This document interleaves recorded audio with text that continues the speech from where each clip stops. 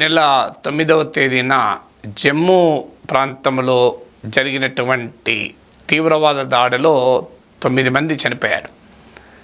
వీరంతా యాత్రికులు, పిలిగ్రిమ్స్. వీళ్ళు వెళ్ళే బస్సు పైన తీవ్రవాద దాడి జరిగింది. సో ఈ దాడి ఏ సంకేతాన్ని ఇస్తుంది? ఈ దాడి వెనక ఆ తీవ్రవాదులను ప్రేరేపిస్తున్న పాకిస్తాన్ వ్యూహం ఏంటి అనేది మనం అర్థం చేసుకోవాలి. కాశ్మీర్ లోయలో బలమైన భద్రతా వలయం ఏర్పాటు చేయడం వల్ల, స్ట్రాంగ్ సెక్యూరిటీ ప్రజెన్స్ వల్ల తీవ్రవాదులు అక్కడ దుర్మార్గాలకు పాల్పడలేకపోతున్నారు. అందుకే వారు తమ ఏరియా ఆఫ్ ఆపరేషన్ను జమ్మూ ప్రాంతానికి మార్చినట్టుగా కనబడుతోంది. ఇది మన భద్రతా బలగాలు తమ వ్యూహాన్ని మార్చుకోవటానికి ఒక సంకేతం. ఎందుకంటే జమ్మూలోని పీర్ పంజాల్ అనే ప్రాంతంలో ఈ ఇన్సిడెంట్ జరిగింది. అంటే పూంచ్, రజౌరి లాంటి సరిహద్దు జిల్లాలో కాకుండా జమ్మూలోని ఇతర ప్రాంతాలకు కూడా తీవ్రవాదులు దాడులు చేయడం పెరిగింది. మీకు లాస్ట్ 1.5 మంత్లోనే జమ్మూలో వివిధ ప్రాంతాల్లో దాడులు జరిపారు. ఈ దాడుల్లో ఇప్పటికి ఒక 15 మంది చనిపోయారు. సో జమ్మూ ప్రాంతంలో దాడులు జరపడం ద్వారా వీరు ఒక సంకేతాన్ని పంపిస్తున్నారు. మీరు కాశ్మీర్లో సెక్యూరిటీ టైటన్ చేస్తే మేము జమ్మూలో అటాక్ చేస్తామని. వాస్తవంగా వారికి ఈ ప్రాంతం, ఈ పీర్ పంజాల్ మౌంటైన్ రేంజ్, పర్వత శ్రేణి ప్రాంతము తీవ్రవాదులకు కొంత అవకాశాన్ని కూడా ఇస్తుంది. ఎందుకంటే చాలా దట్టమైన ఫారెస్ట్ ఏరియా ఇది. సో ఇక్కడ పర్వతాల్లో మధ్యలో ఉండే గుహలు, సో ఈ మౌంటైన్ రిడ్జెస్ ఉంటాయి. ఈజీగా తప్పించుకోవటానికి అవకాశం ఉంటుంది. అంటే ఏదైనా దుర్మార్గానికి పాల్పడి వెంటనే ఈ మౌంటైన్ రేంజ్లోకి వెళ్ళిపోయి తప్పించుకునేటానికి అవకాశం ఉంటుంది. అందుకే పాకిస్తాన్ ఈ రకమైన తీవ్రవాద ముష్కరుల్ని జమ్మూ ప్రాంతంలోకి పంపించి ఈ పని చేస్తున్నారు. వాస్తవంగా ఈ పీర్ పంజాల్ రీజన్ చాలా peaceful reason. So last incident ఇక్కడ 2022 మేలో వైష్ణవీదేవి దర్శనానికి వెళ్తున్న పిలిగ్రిమ్స్ పైన తీవ్రవాదులు జరిపిన దాడిలో 4 చనిపోయారు. సో 2022 మే తర్వాత 2 ఏళ్ల పాటు ఇక్కడ ఏ ఇన్సిడెంట్ లేదు. సో ఒక రకంగా 2 ఏళ్ళు ఇన్సిడెంట్ లేదు, పీస్ఫుల్గా ఉన్న ప్రాంతము అని భావిస్తున్న సమయంలో అటాక్ చేశారు. అంటే ఈ అటాక్ చేయడం ద్వారా సెక్యూరిటీ ఫోర్సెస్ను ఏమరపాట్లో పెట్టి తాము దాడి చేయవచ్చన్న సంకేతంతో పాటు శాంతి వచ్చేసింది, కొత్త కశ్మీర్ ఏర్పడింది అనేటువంటి నరేటివ్ను ఇండియా ప్రమోట్ చేస్తుంది కనుక దాన్ని దెబ్బతీయడం కూడా ఈ దుర్మార్గుల ఉద్దేశం. ఎందుకంటే G20 సమావేశాలు కూడా జమ్మూ కాశ్మీర్లో జరిపి భారత ప్రభుత్వం ప్రపంచానికి షోకేస్ చేయగలిగింది కశ్మీర్లో పరిస్థితులు మారుతున్నాయని.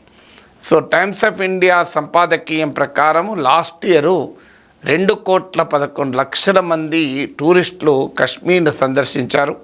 లోకల్ ఎకానమీకి అది చాలా పెద్ద ఊతాన్ని ఇచ్చింది.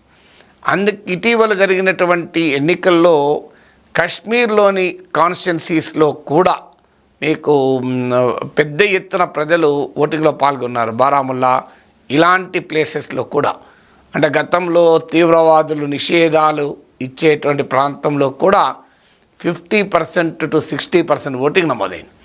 అంటే ఈ ప్రజాస్వామిక ప్రక్రియలో ప్రజలు పెద్ద ఎత్తున పాల్గొనడం కూడా తీవ్రవాదులకు, వారి యజమానులైన పాకిస్తాన్ ఆర్మీకి నచ్చదు.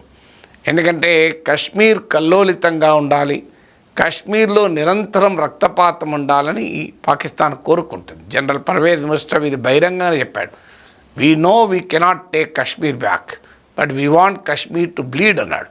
మాకు తెలుసు మేము కశ్మీర్ వెనక్కు తీసుకోలేమని, కానీ కాశ్మీర్లో నిరంతర రక్తపాతం మాకు కావాలని.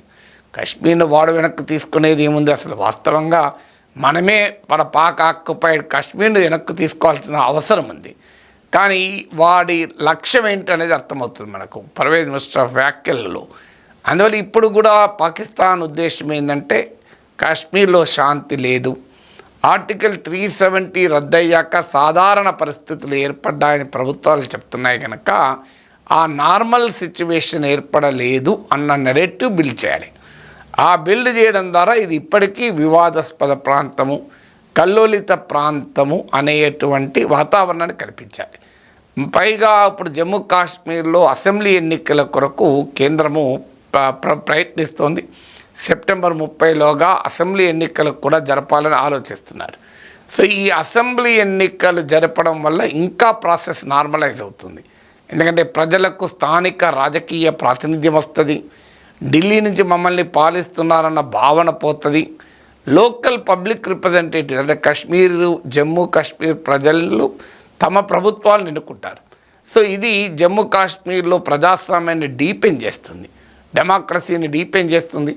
ఆల్రెడీ లోక్సభ ఎన్నికల్లోనే ఇంత భారీగా ఓటింగ్లో పాల్గొన్నారంటే శాంతియుతంగా ఉంటే అసెంబ్లీ ఎన్నికల్లో ఇంకా ఎక్కువ ఓటింగ్ వచ్చే అవకాశం ఉంది.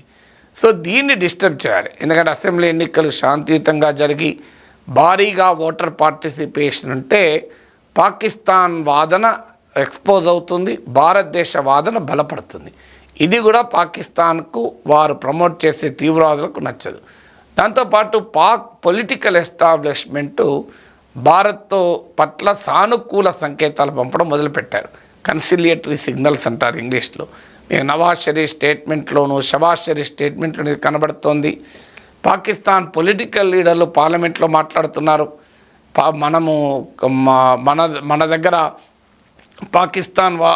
పాకిస్తాన్లో నాన్ హోల్లో పడి మనుషులు చనిపోతుంటే భారతదేశము చంద్రమండల యాత్ర జరుపుతున్నారని. సో ఇలా పాకిస్తాన్లో ఉన్న దుర్మార్గాన్ని వాళ్ళే ఎక్స్పోజ్ చేసుకుంటున్నారు. అందువల్ల పాకిస్తాన్ పొలిటికల్ ఎస్టాబ్లిష్మెంటు ఎప్పుడు భారతదేశంతో ఎక్కడ సంబంధాలు మెరుగుపరుచుకుంటుందో అన్న అనుమానం ఆర్మీకి వస్తే ఇలాంటి పనులు చేస్తుంటారు. ఆర్మీ యొక్క లక్ష్యం ఏంటంటే ఇండియాకు పాకిస్తాన్కు మధ్య పరిస్థితులు మెరుగు కాకూడదు, శాంతి ఏర్పడకూడదు, సుస్థిరత ఏర్పడకూడదు. నిరంతరం భారత్ పాక్ల మధ్య ఘర్షణే ఉండాలి. ఘర్షణ ఉంటే ఆర్మీ ఆ స్వార్థం నెరవేరుతుంది. ఆయుధాలు కొనుక్కుంటారు, ఆయుధాల్లో డబ్బులు మింగుతుంటారు. సో ఆర్మీ వెస్టెడ్ ఇంట్రెస్ట్ ఉంటుంది ఇండియా పాకిస్తాన్ రిలేషన్ డిస్టర్బ్ చేయాలని.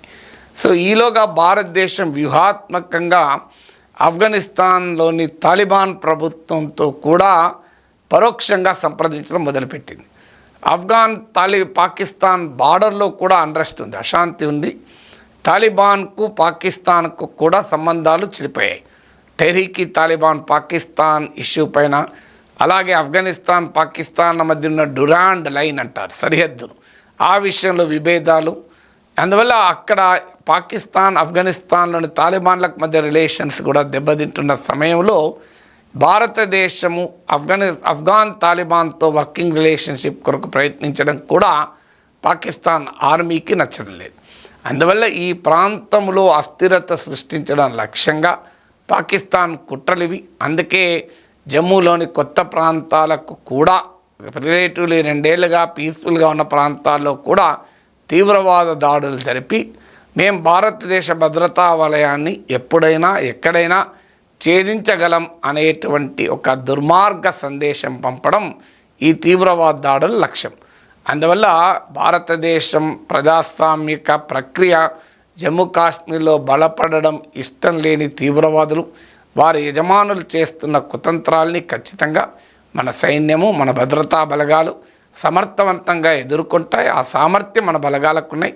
అందువల్ల 1-2 ఇన్సిడెంట్లతో మనం అనుమానపడాల్సిన అవసరం లేదు.